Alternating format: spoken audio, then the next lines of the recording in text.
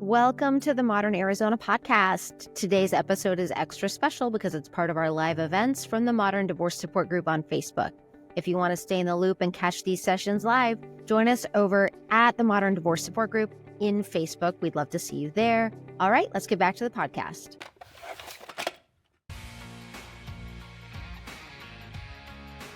For those of you watching, my name is Billie Tarascio. I am the owner of Modern Law and the host of the Modern Arizona podcast. And today I am joined by Dr. Naaila Hudani. Hello, Dr. Hudani. Thank you for being here. Thank you for having me. I'm so excited to be joining you and this amazing group of people to talk about co-parenting dynamics in these very difficult situations. Yeah. So Dr. Hudani is a real treat because she is a child developmental specialist, PhD, and she had the joy of becoming a stepmother and inheriting a difficult co-parent. So she is living what many of you are navigating, and she has the benefit of all of this background in her PhD and has found herself really specializing in this particular situation. Is that right? That is correct. Yeah, I can go into a little bit of like the high level of the journey. It could take forever if I try to tell the whole story. Yeah, please do. So my journey with this work is deeply personal. I've always been passionate about child development and did get my PhD in child study and human development.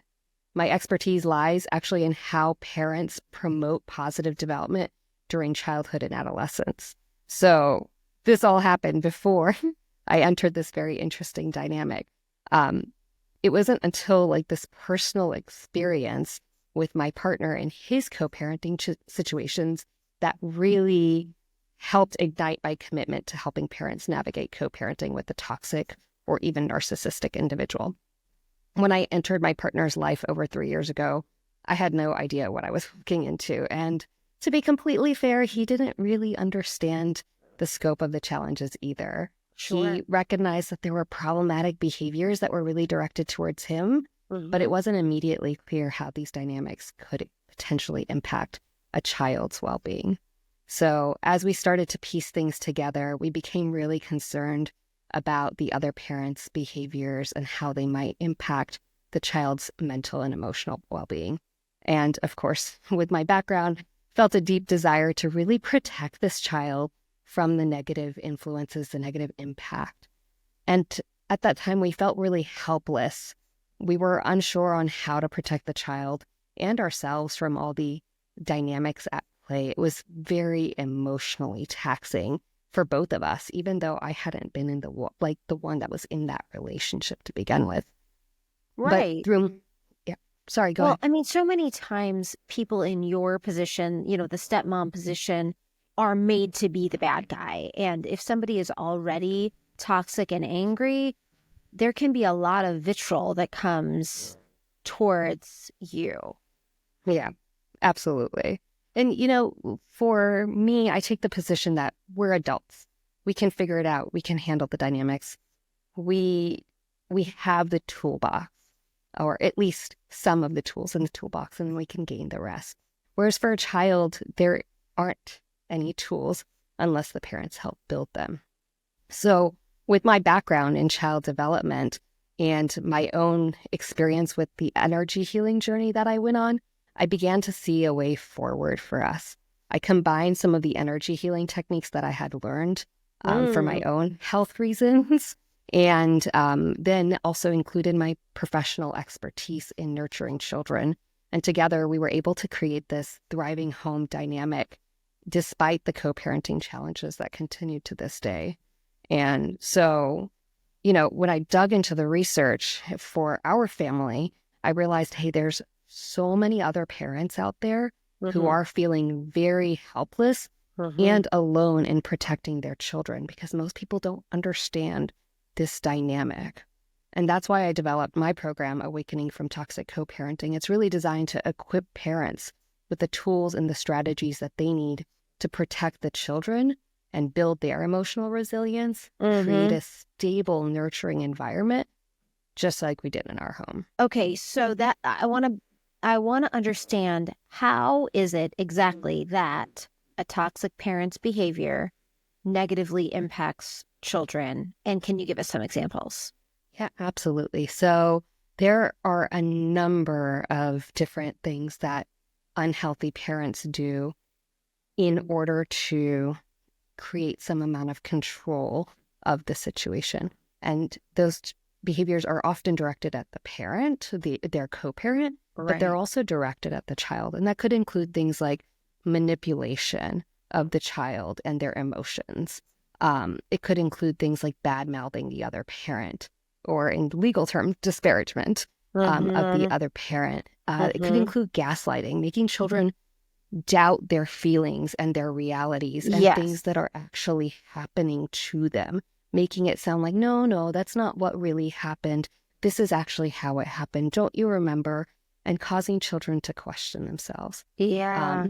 It could also include making the child feel responsible for the parent's feelings. Mm-hmm. Like, if you don't do this, it's going to make me really sad. And Mm-hmm. so then the child feels like they need to keep that connection and that bond by catering to that parent's needs versus honoring and accepting their own needs as what should be most priority for parents is the child's needs. So one of my questions is, how can you possibly teach a child coping skills and awareness of this behavior without negatively impacting the co-parenting relationship and really stepping into a territory that you shouldn't be in as a co-parent?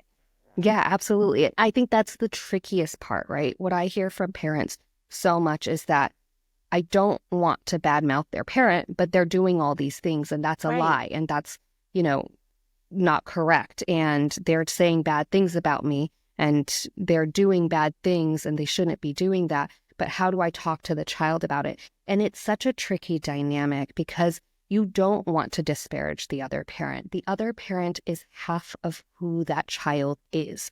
And so when they think one of their parents is bad, they're going to start believing that they are bad in some way too. And we really don't want to put that emotional burden on the child. But what we do want to do is start teaching children about bad behaviors, not necessarily about the other parent, just Mm-hmm. about the world in general. Because the approach I take is that children are on this spiritual journey. Whether they come into this world, like whether you believe in God or the universe or some other higher being, I believe that each child is brought into this world with a purpose. And that there are certain lessons and challenges and skills that they need to develop in order to meet that purpose, in order to grow on their own spiritual journey. So when a child is born to a narcissistic parent or a toxic parent, it may seem very unfair and even painful to witness this. But I believe that that's also part of their spiritual journey. The challenges they face now are opportunities for growth.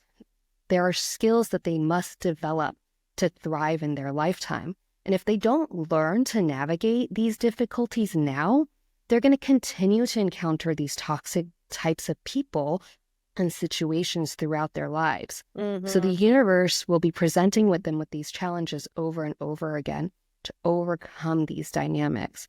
And our role as parents, as a healthy parent who's understanding the dynamic at play here, we can actually begin to make ourselves emotionally resilient and help the child become emotionally resilient so that when they are presented with these challenges in whatever context, including in their other parent's home, they're able to honor their authentic needs, their authentic self. And part of that is beginning by building the emotional awareness that they have. Okay. So then the intervention that you're doing is not dependent on any given thing that is happening at another home. Yep. It's really much broader than that, much more skills based. Yes. And that would, alleviate any of the concerns. Yeah. Okay. Can you give me an example of how I would have this type of conversation with my child? Well, what type of conversation would you like? Well, okay, so you said, that you want to build this emotional awareness so that when they encounter these patterns of negative behavior that they see in another parent, that they can better deal with them, in their own relationships, right? Did I Yeah. understand that correctly? Yes, absolutely. So So go let's ahead. say my 9-year-old daughter, I want to do that, and her dad's gaslighting her. That's not real, but let's say my 9-year-old daughter's dad is gaslighting her. What do I do? How do I approach this conversation? Yeah. So the first thing to do is allow your child to come to you. We certainly don't want to be the parents that as soon as the child walks into the door from the other parent's home, we start pestering them with questions, because guess what? That creates a lot of anxiety for the child. They are extremely intuitive to our energy. And so they already know if our energy is stressed, if our energy is anxious, if we don't like the other parent. They know this, even if we don't say it, even if we do believe we do a great job faking it. They know that if we don't like the other parent, the things that they say are going to be, used in some way. So the goal is not to first start off by saying, hey, tell me about what happened at your other parent's house, and asking question after question after question. They don't need to be interrogated. But if they present you with some sort of information, it's important to realize that they're sharing this information for a purpose. And the purpose isn't usually to get a response out of you. It's to share how they're feeling about the situation. All human behavior is tied to emotions. And so when they're sharing something with us, there is an underlying emotion there. And so coming and giving them space, a safe space to understand what that underlying emotion is vital. And after that, you let the conversation flow naturally and allow them space to share. Again, don't go into interrogation mode unless it's something related to safety, right? Unless it's like, hey, this parent hurt me in this way. In that case, you probably should find out a little bit more information. But if it's all about the emotions and the gaslighting, hey, they told me this and I didn't think that was true, but I don't know. The goal is to then just give space to open up and say, hey, how does that feel? How do you interpret that? What are your thoughts around it? This not only builds their skills for emotional communication and awareness, but it also helps them critically think about the situation themselves. And it's not just about that situation, right? You can use any dynamic, whether it's a peer dynamic, whether it's relatives that are, not the co-parent, whether it's TV shows, books. In any of these situations where you see a struggle, where you see a challenge, bringing up opportunities to have conversations that build and help them understand that what are the emotions around the situation and what are their thoughts around it, and having them articulate those thoughts gives them opportunities to become more self-aware and more true to themselves. Okay.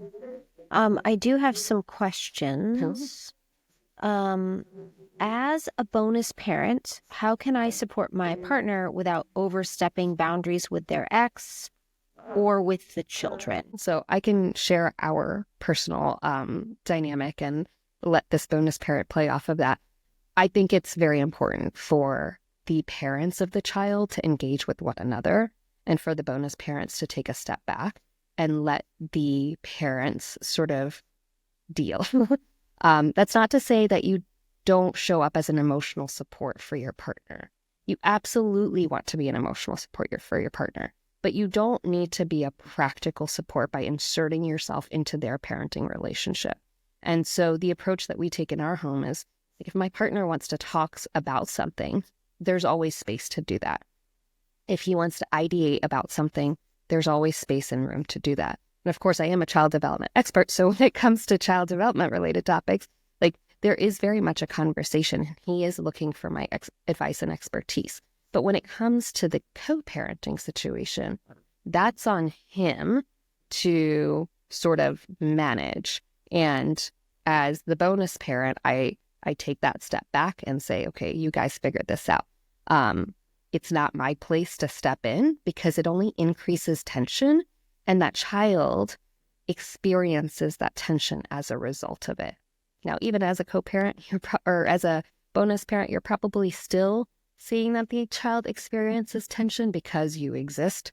But you try to minimize that engagement and that interaction in order to protect the child's well-being. Okay, so many times a child can become very negative towards a bonus parent as a way of demonstrating the type of negativity that they're getting from the other parent towards the bonus parent. So if you're in a situation where your stepchildren are saying, I hate you, I want nothing to do with you, you're not my mom, why are you telling me how to do things? You don't get to tell me how to do things. You're just some guy that met my dad or whatever. Yeah. How do you manage that? Yeah, so that's a great question. And it's difficult, right? Because it depends on the child's age. I primarily work with parents who are parenting children under the age of 12, because once you hit the teenage years, the dynamics completely shift on what you need to be and how you need to behave as a parent. But for younger children, it's really important to have alignment in the home of the parents. So I follow dad's lead for any sort of parenting thing. If a decision needs to be made, dad and I are usually aligned about the decision beforehand. So for instance, I'll give you a very basic example. If child wants dessert before dinner, usually we're aligned like, okay, this is the time for dessert and this is the time for dinner. And, first we have to eat our healthy, proper meal before we have anything extra. So if child wants a banana in the middle of dinner, dad and I are pretty aligned. Like, child needs to finish the proper food and then can have a banana. But if it's something that we haven't discussed or haven't aligned on, I'll go talk to dad and, ask dad. Or did you ask dad? Let's go talk to him about it. Because that creates cohesiveness as well as alignment in the parenting. When two parents are saying different things, it confuses the child. And it's also not the co-parent's job the bonus parent's job to be making the decisions for the biological parent. The biological parent needs to be showing up and making those decisions. But if there is alignment and there are decisions being made, and the child is like, but you're not my parent, you can't tell me to do that, just be like, okay, go talk to dad. Like, he and I discussed this and agreed upon this, but if you want to go talk to him, by all means, do it. And that way it creates a reduction of the tension there. Now, if they're saying like, I hate you, they might actually be feeling that way in that moment for whatever reason. Okay. Or they may be experiencing a loyalty conflict between the parent in the other home and you in this home. And if there is that loyalty conflict, you still want to give them the space to feel. They're allowed to feel how they feel. And if there is that struggle that they're going through, you want to still give them the unconditional acceptance and love and support, regardless of how they're feeling. I mean, biological parents deal with this all the time, right? When a kid is angry, I hate you, you're the worst parent, I don't want to be here anymore, blah, blah, blah. They're always going to pull that sort of stuff, right? But that's because they're feeling a certain way about it. And the words that are coming out of their mouth might hurt your ego, but it's not about your ego. It's about the child's feelings. And so pulling back allows them to have that safe space. Okay, so I love this. I get it. And I've got more questions from the audience we're going to get to. But let's say I'm a stepmom and somebody's like, I hate you and I want to do a good job and make space and figure out how to help them through this, but I'm feeling really wounded. Like, role play for me. What am I supposed to actually say? Yeah. So this one's a little bit tricky for me because I don't tend to feel wounded by these things. I've done the inner work. And that's part of it, right? Is parents who are feeling wounded by these things really need to do the inner work. So once you've done the inner work, you realize it's not about me. It's about them. And what do they need in this moment? we also have to understand children's brains are developing. They're not developed. They're going to have difficulties with their emotions. They're going to have outbursts. They're going to have emotion regulation problems. And they're going to feel angry sometimes. And it's okay to feel all of those things. But if you stand there demanding respect and saying, you can't say that kind of stuff to me, are you actually helping the dynamic, or are you harming your relationship with this person who is still learning how to navigate the world? Instead, if you show up with compassion and you model love and care, regardless of what comes at you, what are you teaching them? Right. Well, how to behave when you're upset. Yeah. That's so. Ding, ding, ding. So it would be something like, can you tell me more about that? Something like that. Yeah, you could use those words. You could say, I understand, like you seem really angry about it, and I hear you. If I were in your place, I might be angry too. Okay. And that it's okay to feel angry. Okay, question from Jax. I'm a stepmom. Biomom is emotionally abusive to all 4 of our children. She calls CPS on us frequently. We have a peaceful home when we have the children 50% of the time. How do we explain in a healthy way why they are being interviewed by CPS and the cops so frequently? Mom's home is chaotic and messy, and we are their safe space, so the contrast is dramatic for them. The kids are 15, 13, 11, and 5. So it's going to really vary depending on developmental age, as well as what's allowed by the legal system. And each state, each country has like different rules around like what age you can start, communicating a little bit more and be transparent a little bit more with the kids. The 15-year-old probably already knows what's going on, right? It's the 5-year-old who's probably like, what's happening? And I would just say, sometimes we need to share things that are going on with people so that they can help us, and leave it at that. And if they ask questions, keep space open for extra questions. But more likely than not, it's supporting them through the emotional experience of having to share rather than actually the superficial experience of it. So like, it might be a little bit hard to talk about these things, and that's okay. Talking about hard things is hard for me too, but it's important to be honest in these situations. So if you can talk to them honestly, that would be really helpful. So you just take it one day at a time, one situation at a time. Yeah.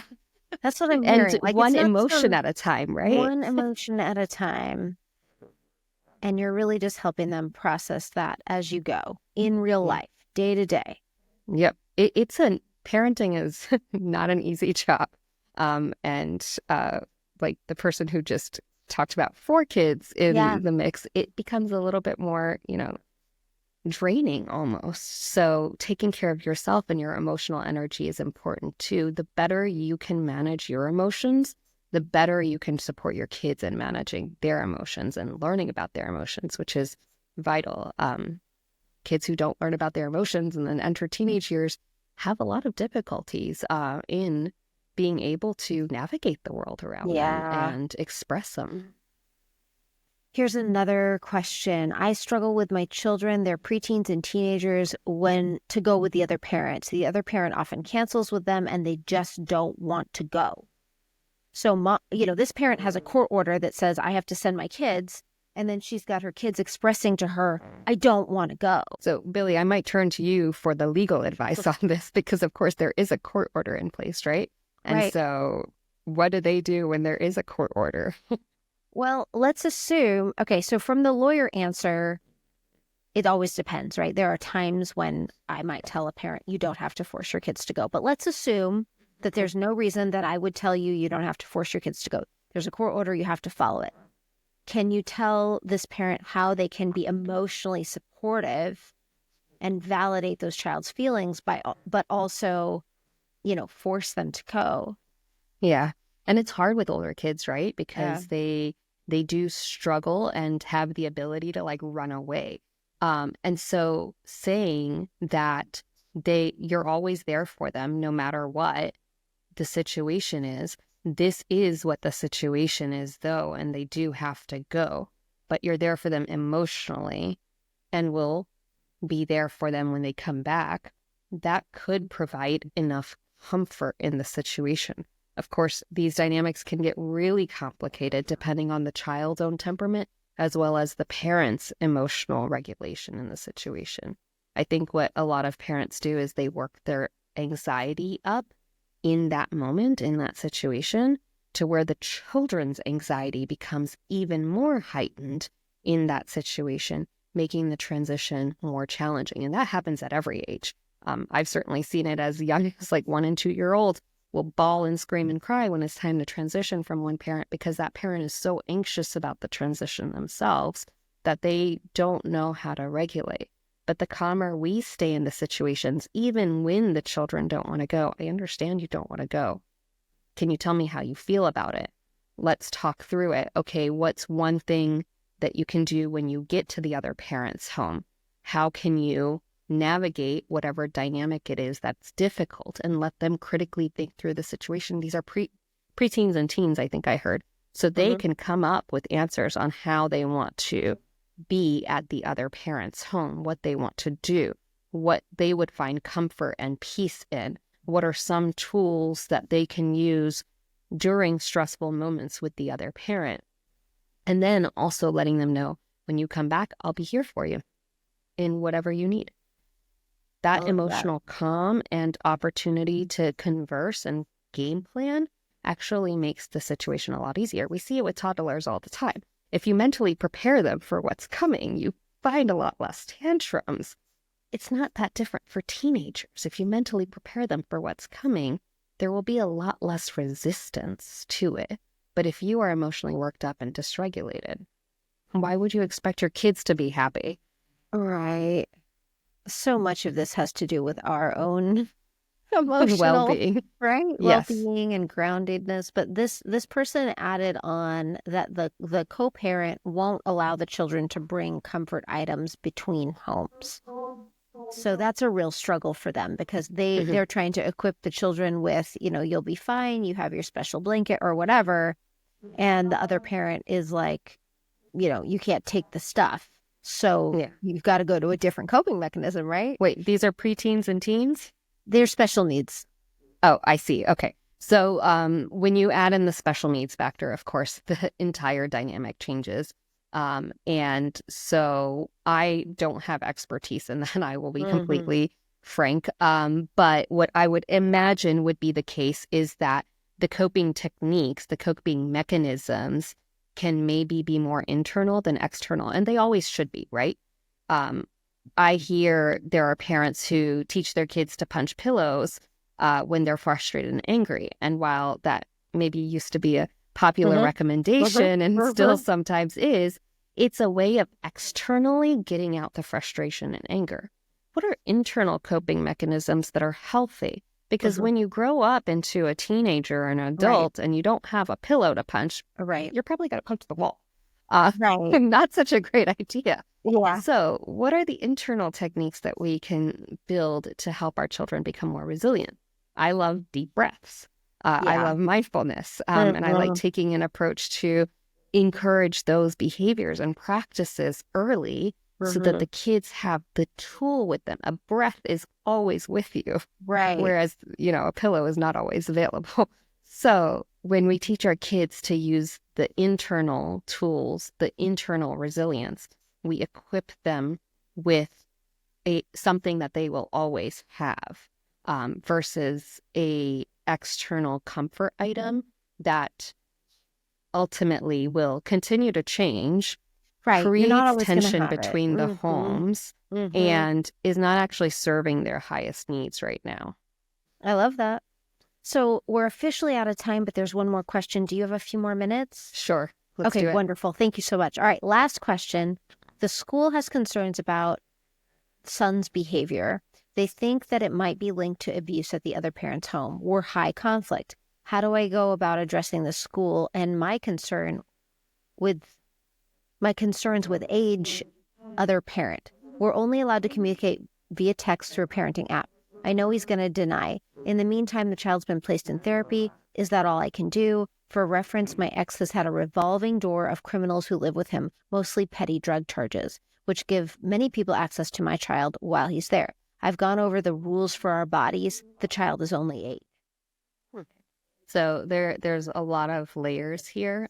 First, if the school is concerned that there is abuse, then they should automatically be deferring to CPS from my understanding. And Billy, you're nodding away like, Well, yeah, right. like why wouldn't they? Why would they just address it with the parent? So if that's the case, like get the school to do whatever they need to do to ensure the child's safety in both homes, really. Like let them come visit your home too. Let that be, that. In terms of you supporting your child, therapy is great, and I want to say this nicely because I think therapists are amazing. I love therapy. I swear by it, for kids and for adults. But they don't always understand the toxic dynamics at play. It's not always apparent. And when you try to show them, it's very difficult for them to process unless they are experts in the like sort of narcissistic and problematic parenting styles that could exist. So for them to see it easily and then be able to speak to it is challenging. My recommendation is you start doing the work for you, for yourself, for your child to build the tools that they need that go well beyond just body safety and start incorporating the emotional safety. And that's, a little bit of what I do for parents as well.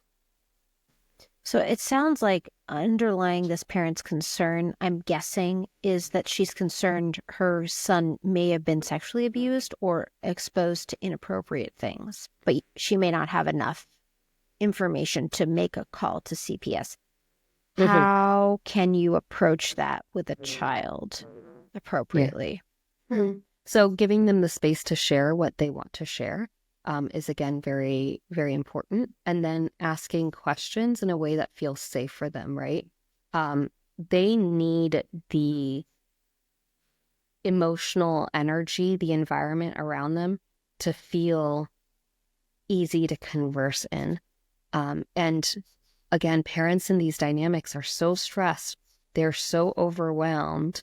They're so anxious about it that it's hard to create that emotional energy where your child feels confident in being able to share something with you. And if you can create that space for them to be able to open up and share, then you might be able to take the next steps to support them. Billie, you would know more, I would imagine, from the legal standpoint. Like if there is suspected sexual abuse, like go to the doctor, right? Yeah, I mean, it's a difficult situation because unless you see signs of it, taking them to the doctor at every concern could also be problematic from your standpoint as well.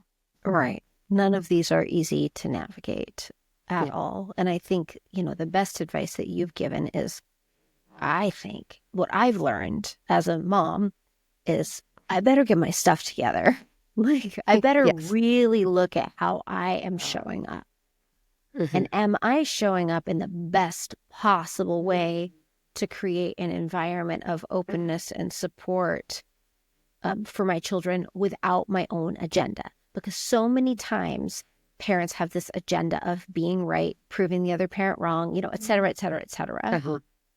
Yes, absolutely. So it's not about being right. It's not about, showing the child that the other parent is a problem. It's not about pointing out all the bad things that the other parent does. It's not even about addressing the lies that the other parent says. It's about creating a space that feels truly safe where the child's heart can truly thrive.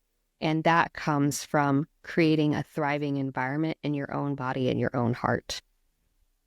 I really appreciate the time. We've gone over time. How do people find you if they want to work with you further? Yeah, so absolutely. The best place to reach out to me is through my website. It's www.parenting-mindfully.com. There's an opportunity to book a connection call with me. I do have my next round of the program, Awakening from Toxic Co-Parenting, beginning December 10th, so a little over a week away. So if you feel like what we discussed resonates with you, would like additional support, please feel free to reach out via the website, and I'm happy to connect and see if the program would be a good fit. Thank you so much. Have a wonderful day. Thank you, Billie. Take care.